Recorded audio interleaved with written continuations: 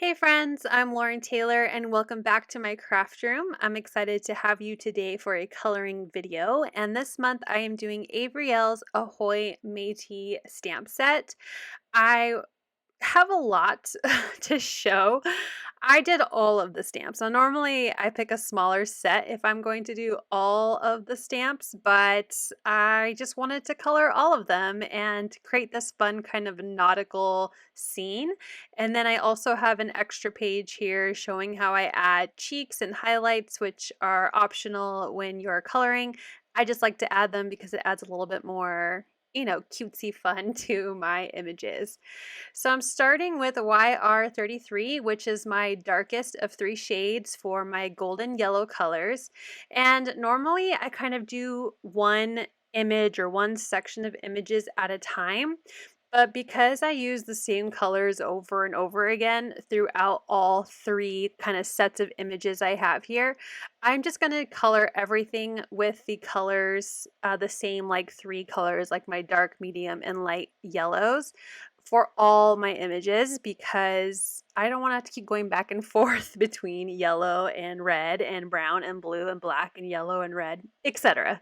So I started with my darkest yellow and now I'm going into my midtone, which is Y6, and just extending out that color. So I start with coloring over where I colored in with my darkest shade, and then I bring out the color so that way they blend a little nicer together.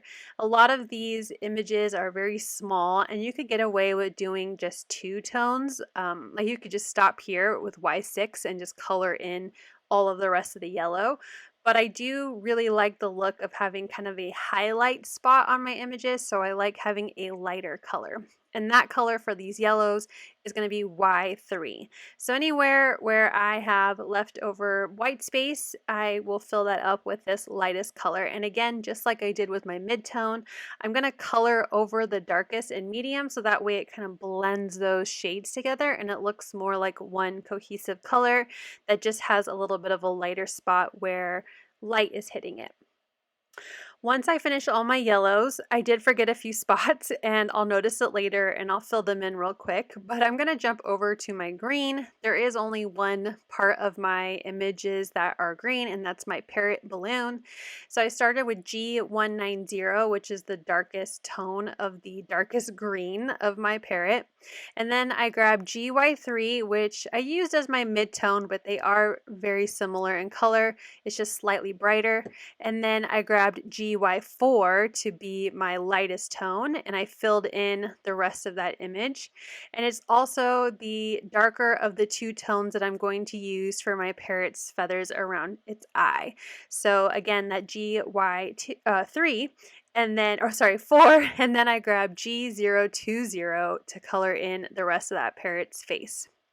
For the blues, I'm using PB6 as my darkest color, and then I will do PB8 and PB7. I really loved how like bright blue this color combination is. I think the PBs are my favorite blue from Ohuhu. And these are Ohuhu Art Markers, if you didn't already pick that up. Sorry about that. And I just really liked how bright they were. And I did get a little bit non-traditional coloring with my penguin because he is wearing a pirate hat that I wanted to color this one black. I decided to make my penguin blue just for a little fun. And again, I really loved how bright and fun this blue combination was. And I thought it would be really cute to have my penguin just completely blue.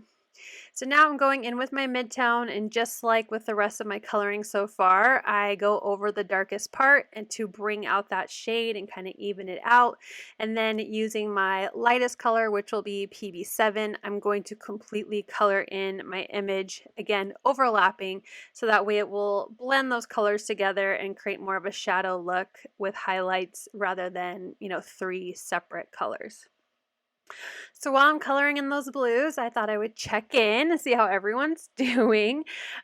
This month is pretty busy. I'm a guest designer for A Colorful Life Design Stencils, which you probably saw in my videos earlier this month.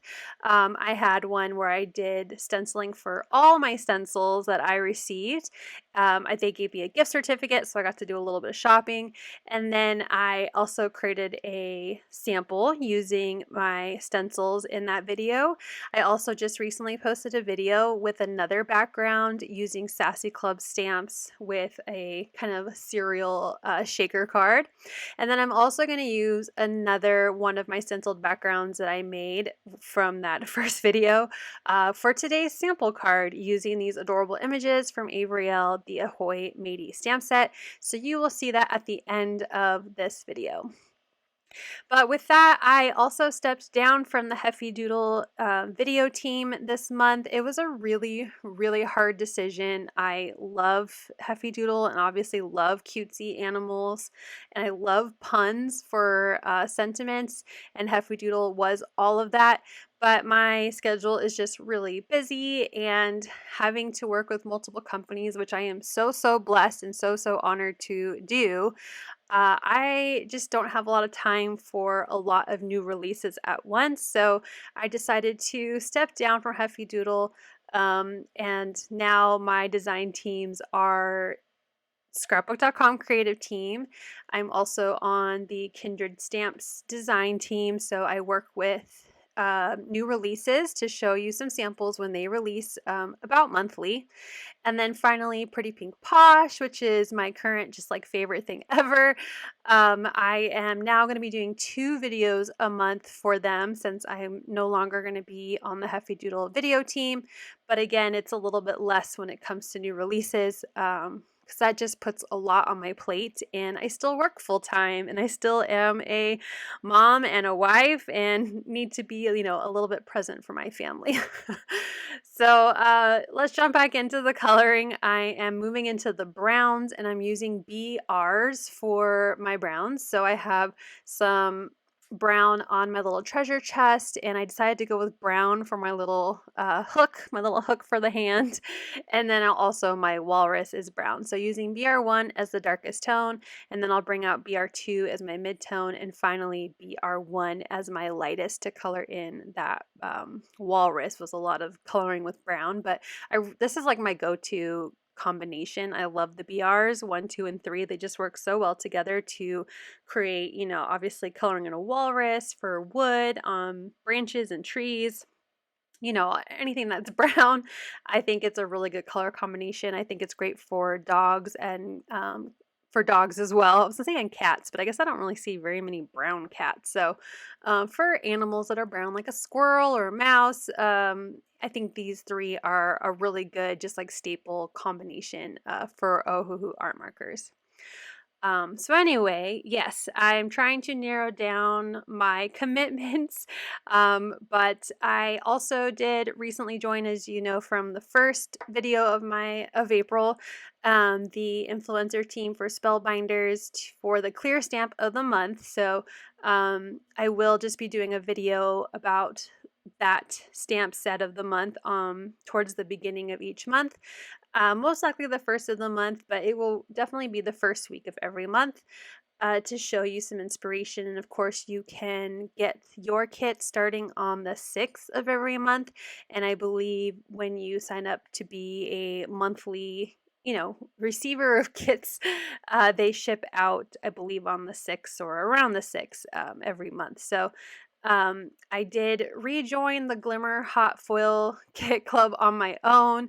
It's like my goals, like I'd like to put it in the universe to also be on the influencer team for the hot foil plates, because I love having more items to coordinate with the clear stamp of the month. And I also love hot foiling. Again, I think joining the Pretty Pink Posh design team and their new foil plates and all of those you know, the different sentiments that they've been coming out with, has like reignited my love of hot foiling. So really excited to again have that as well. But luckily that's not a huge commitment. At least 1 or 2, you know, posts a month. But anyway, yes, I'm a very busy girl and trying to remember to have balance and set boundaries, you know. Okay, so let's jump back into coloring. I finished with the browns and now I'm going in with my gray. So the color combination for my the sword and the hook on my little hook. I'm making a hook with my finger, like you can see what I'm doing. Those were CG4 as a dark color. Yes, oh no, I'm sorry, CG5. I had to look back at my markers. That was the darkest tone. And then I used CG2 as the lightest tone. And there you can see I colored in my penguin's feet that I forgot earlier. So now for the white of my images, so that's going to be my seagull and the stripes on my walrus's shirt and the white of my penguin, which I'll remember in a minute. The darkest shade is CG2. My midtone is CG, it's kind of like a Roman numeral 2, so cool grade 200. And then I guess you could say the lightest tone of this combination is actually just going to be a blender pen. So that way that color will fade out really nicely and still look white like my paper. So just really adding a shadow and then using the blender pen just like I do my lightest tone when coloring in my images.